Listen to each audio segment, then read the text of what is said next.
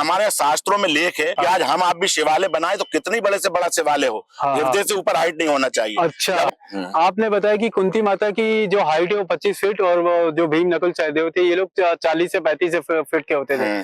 तो इसके कारण ये शिवलिंग इतना ऊंचा बनाया गया ताकि वो आपके हृदय से ऊपर ना जा सके, ताकि आप जल चढ़ाए तो 20 सेंटर में गिरे। ठीक है, तो ये सीढ़ियां भी आप कह रहे हैं कि उसी समय की है? हाँ, ये सीढ़ी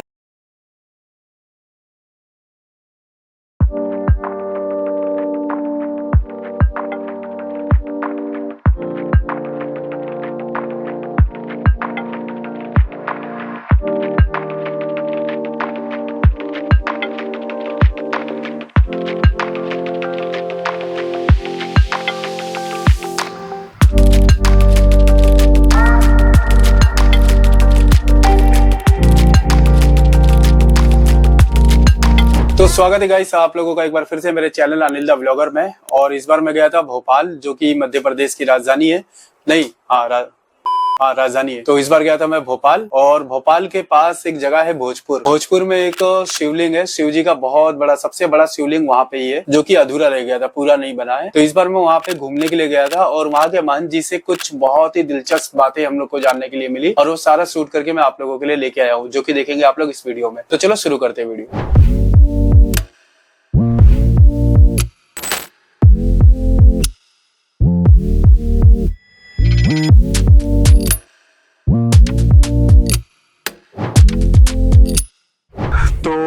आप लोग जैसे कि देख रहे हो, मैं हूँ भोजपुर के अपने मंदिर में, जो बहुत बड़ा सा शिवलिंग है, जो पीछे आप लोग देख रहे हो, और पीछे वीडियो में भी चल रहा होगा। और यहाँ पे हम महंत पवन गिरी जी से बात करेंगे कि ये मंदिर कब का है, कैसे है। तो आइए मिलते हैं पवन गिरी जी से। महंत जी बताइए कुछ हमारे ऑडियंस को, कैमरे की तरफ देख के। देखिए, ये मंदिर जो है ये हम लोग के पूर्वज के हिसाब से ये महाभारत काल में बना है, द्वापर युग में। अच्छा। और ऐसा बताया जाता है कि पांडवों को जब अज्ञातवास हुआ था, अच्छा, तो उस पीरियड में पांडव लोग इधर घूमे, ये पूरा वियवान जंगल था। तो जब पांडव लोग इधर आए हैं तब इधर कोई बस्ती नहीं थी, तो ये आके भीमबेटका में रुके हैं। वहाँ पे प्राकृतिक गुफाएं इनको बनी हुई मिली। अच्छा। तो उसमें जब ये आके रुके तो माता कुंती उस पीरियड में इनके साथ आई हैं, अज्ञातवास के समय चुपचाप में। अच्छा। तो माता कुंती जो थी वो शिवोपासक थी, वो जब तक शिव जी की पूजा नहीं कर ले तब तक अंजन ग्रहण नहीं करती थी। तो फिर माता कुंती ने पांडवों से कहा कि मेरे लिए आप शिवालय की स्थापना कीजिए, तो मैं वहाँ पे पूजा करूंगी। तो फिर उन्होंने सोचा ऐसा कोई पवित्र स्थल होना चाहिए जहाँ शिवालय की स्थापना की जाए। तो जब उन्होंने देखा तो ये पहाड़ी जो है जिसपे ये शिवालय स्थापित है, ये पहाड़ी पूरे ओम आकार में है। आप इसको सैटेलाइट पे देखेंगे तो ये ओम के आकार में पूरी पहाड़ी बनी है ऊपर से जी। और ओम का जो बेस सेंटर है, उस सेंटर के ऊपर शिवालय और मंदिर स्थापित किया गया, मंदिर बना के उसमें शिवालय प्राण प्रतिष्ठित हुए हैं। तो ये ओम आकार में इसलिए पवित्र स्थल हो गया। दूसरी बात, ये बेतरवती जो नदी है इसका नाम बेतवा हो गया। तो ये ओरिजिनल गंगा के बराबर पवित्र नदी है, जितना स्नान करने में गंगा में पुण्य प्राप्त होता है उतना ही इसके अंदर होता है स्नान करने से। ये बेतरवती पवित्र नदियों में आती, तो फिर उन्होंने ये बेतरवती के किनारे ये शिवालय की स्थापना की, और इसी जल से फिर माता कुंती ने इनकी अभिषेक की पूजा की। तो उसके बाद में ये माता कुंती की पूजा के लिए बना, इसीलिए इसके अंदर 21.5 फुट के शिवालय है। 7.5 फुट जी, 7.5 फुट शिवालय ऊपर है, 14 फुट वो जलाधारी के अंदर है, जो जलाधारी बनी है। ऐसे टोटल 21.5 फुट लंबे हैं शिवालय, 18 फुट 8 इंच जिनका व्यास है शिवालय का। और उसके बाद में माता कुंती की हाइट जो है वो 25 फुट लंबी बताई जाती थी। माता कुंती नीचे से खड़े होकर शिवालय के सेंटर पे जल चढ़ाती थी, क्योंकि जलाधारी पे चढ़ के पूजा की नहीं जाती। वो माँ पार्वती का स्वरूप है और शिवलिंग जो है वो शिव है, इसलिए नीचे से ही खड़े होकर पूजा की जाती है। और हमारे शास्त्रों में लेख है कि आज हम आप भी शिवालय बनाए तो कितनी बड़े से बड़ा शिवालय हो, हृदय से ऊपर हाइट नहीं होना चाहिए। जब हम अभिषेक करें तो धार 20 सेंटर पे गिरे, वो धार हमको दृष्टिगोचर वो पृथ्वी पे खड़े रहे, जलाधारी पे चढ़े ना, तब इनके पूजा का महत्व होता। तो ये उस पीरियड में बना है जिस पीरियड में आदमी की हाइट 25 से 40 फुट लंबा होती थी। अच्छा। तो माता कुंती की हाइट 25 फुट लंबी थी, और नकुल, भीम, सहदेव, युधिष्ठिर इनकी हाइट 40 फुट लंबी तक थी। 40 फुट। हाँ, तो ये उस टाइम में बनाया गया जी शिवालय। अच्छा जी जी। उसके बाद उसी हिसाब से इसमें गेट है, उसी हिसाब से इसमें जीने हैं। एक जीना बाहर है जो चंद्र आकार में है, जिसपे 2 शंख बने, वहाँ से आदमी 20 सेंटर गेट पे जाता था। एक जीना अंदर है जिससे नीचे उतर जाता था। अच्छा। उसके बाद में इधर दक्षिण दिशा में एक ताक बना हुआ है जो जमीन से 16-17 फुट ऊपर है, जिसके समय आरती के समय उसमें दीपक लगाया जाता था। अच्छा। इस प्रकार से इसके बाद में इसमें गेट थे कंप्लीट। ये 2 कुंदे दिख रहे हैं, तो ये 16-17 फुट ऊंचे गेट थे। तो पहले मंदिर के गेट जो है आदमी की हाइट से थोड़े छोटे रखे जाते थे, ताकि कितनी नास्तिक प्रवृत्ति का व्यक्ति हो वो उसके अंदर जब प्रवेश करे तो झुक के जाए तो नमस्कार हो जाए। तो पहले आदमी की हाइट से मंदिर के गेट छोटे हुआ करते थे, उसी हिसाब से इसमें गेट है।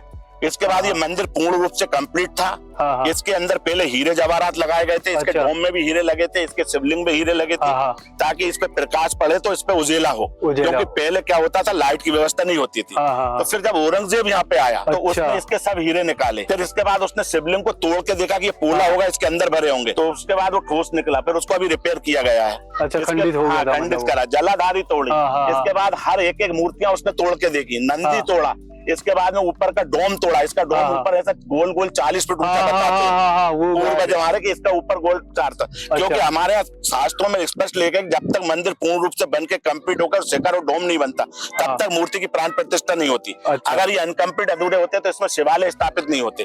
ये मंदिर का नाम से पूरा कंप्लीट होने के बाद ही शिवालय स्थापित हुए। अच्छा, क्योंकि मंदिर हो या धार्मिक कोई भी मजहब के किसी भी धर्म की कोई भी मतलब चीज बनती है, धर्म से संबंधित तो वो जो शास्त्र बोलते हैं उसके हिसाब से बनाया जाता है। तो ये क्या है कि ये सब हमारे उसमें कंप्लीट था, फिर ये अफवाह फैलाई गई, इस प्रकार से इसकी हिस्ट्री है। और ये इसको क्या नाम से क्या है, कुंती के जो पिता थे उनका नाम भी भोज था, इसलिए ये भोजकालीन कहलाया, क्योंकि उस टाइम उनका शासन काल था द्वापर युग में। फिर इसके बाद अभी 1000-1200 वर्ष पहले राजा भोज परमार हुए जो धार के रहने वाले थे, तो वो यहाँ के शासक हुए भोपाल के। तो उसके बाद में ये सब एरिया उनका रहा, तो उनको हो गया कोढ़। अच्छा, तो जब उनको कोढ़ हुआ तो उन्होंने काफी ट्रीटमेंट सब दूर कराया, जब वो कहीं से ठीक नहीं हुए वेदों से, डॉक्टरों से, इससे उससे, तो उन्होंने ब्राह्मणों से पूछा कि मुझे इसका मतलब उपचार बताएं, मैं इस रोग से मुक्ति कैसे पाऊंगा।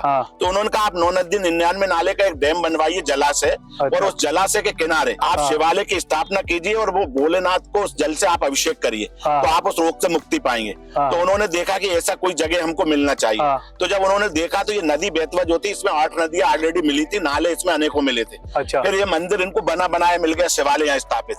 तो फिर इन्होंने आके इसको देखा तो ये यहाँ पे ये दोनों पहाड़ियों के बीच में ये यहाँ पे इन्होंने दीवार बनाई और इस नदी को रोका। तो इसके बाद जब इसमें पानी रुकना शुरू हुआ तो एक नदी इसकी उस पहाड़ी के उस साइड से बहती थी। तो इनका नौकर था कालिया नाम का, उन्होंने उसकी ड्यूटी लगाई कि उस नदी को वहां से मोड़ के लाओ और आप यहाँ लाके मिलाओ। तो अभी आप जाएंगे तो चामुंडा मंदिर जो पड़ता है वो दीवार वहीं से उन्होंने रोकी उस नदी को, और इधर लाके सामने ये मिलाई, ये दोमेल है यहाँ। अच्छा। उस नदी का नाम पड़ा कालिया स्रोत। हाँ, फिर इसका पानी जब इसमें भरा तो इस मंदिर के जीने से पानी टच हुआ, इधर भीमबेटका की पहाड़ियों से पानी टच हुआ, मंडी द्वीप बीच में एक छोटा सा टापू दिखता था इसलिए इसका नाम द्वीप था, मंडी नाम बाद में जुड़ा। इसके बाद इसका पानी भोपाल से लेकर सीहोर तक गया। तो जो हम कहते हैं ताल, तो भोपाल ताल और सब तलेंगे, वो यही तालाब था। और इसके बाद एक टापू इस साइड था जिसको हम सिंगल द्वीप कहते हैं, एक सिंगल द्वीप इधर भी दिखता था। फिर इसके बाद में राजा भोज परमार धार से कोई भी साधन से वो भीमबेटका आते थे, भीमबेटका से नाव के द्वारा भोजपुर आते थे, भोजपुर में पूजा पाठ करके फिर बाद में भीमबेटका जाते थे और वहां से सीधे अपने धार चले जाते। अच्छा। तो ये इसकी कहानी है। अच्छा। और मैं यहाँ पे 19वां मेहनतू मेरे खानदान से। अच्छा। 18 पीढ़ियां हमें कंप्लीट हो गई इनकी सेवा करते हुए। आप ही की पीढ़ी? जी हाँ, पीढ़ी दर पीढ़ी। अच्छा। इसके बाद में ये जो छोटे छोटे मंदिर दिख रहे हैं ऊपर, तो ये समाधि है 4 बनी हुई, जिसमें 2 पे छतरी बनी है, 2 बगैर उसकी है गुम्बज की। ये हमारे पूर्वजों की मेहनतों की जीवित समाधि है। अच्छा। ये जिंदा अवस्था में बैठे, इन्होंने पैक कर लिया, ये मरे नहीं है, ये जीवित है, जिंदा समाधियां ली। तो ये मेरे पूर्वज हैं, इनकी बताई हुई कहानी में बता रहा हूँ। बाकी सत्य असत जो है वो ईश्वर जाने, लेकिन ये अगर शास्त्रों से भी देखो तो ये बात प्रमाणित होती है। अच्छा, एक सवाल का जवाब दीजिए। आपने बताया कि कुंती माता की जो हाइट है वो 25 फीट और वो जो भीम नकुल सहदेव थे ये लोग 40 से 35 फीट के होते थे, तो इसके कारण ये शिवलिंग इतना ऊंचा बनाया गया ताकि वो आपके हृदय से ऊपर ना जा सके, ताकि आप जल चढ़ाए तो 20 सेंटर में गिरे। ठीक है, तो ये सीढ़ियां भी आप कह रहे हैं कि उसी समय की है? हाँ, ये सीढ़ियां सब उसी टाइम की। मंदिर के मेन गेट पे जो सीढ़ी है, जब हम अंदर प्रवेश करते हैं मंदिर में, तो एक सीढ़ी बाहर बनी हुई है जिसमें चंद्र आकार में है वो। और उसके अंदर 2 शंख बने हुए हैं साइडों, उस पे से आदमी डायरेक्ट गेट पे जाता था और एक सीढ़ी अंदर थी जिससे नीचे जाता था। बाकी ये सीढ़ियां सब मेरे सामने लगी, मतलब ये वाली सीढ़ियां, ये वाली भी 3 सीढ़ी थी, मात्र 2 स्टेप थे और तीसरे में ऊपर जाता था। अच्छा।